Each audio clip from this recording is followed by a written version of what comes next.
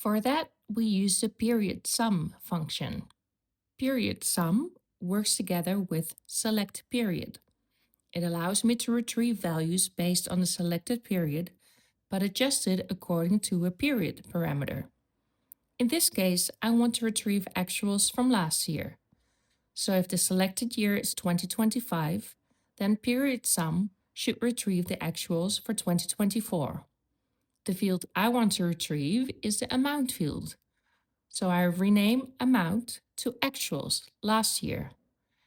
And then I use PERIODSUM to calculate that value. Inside the function, I use the amount field from balances. And then I apply the period parameter for last year, full year. You don't need to memorize all these parameters. The support center and the AI assistant can help with that. The important point is this. PERIODSUM allows me to say, take the selected year, move 1 year back, and return the full year amount.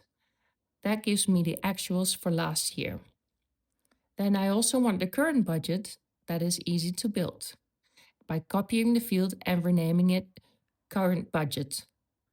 Now the logic changes slightly. I do not want last year's budget. I want the budget that belongs to the selected year. So if the user selects 2025, I want budget 2025. If the user selects 2026, I want budget 2026. To do that, I make the version logic more flexible. Instead of hard coding a specific budget version, I use contains. That means look in the version field, and if it contains the word budget, then retrieve that amount.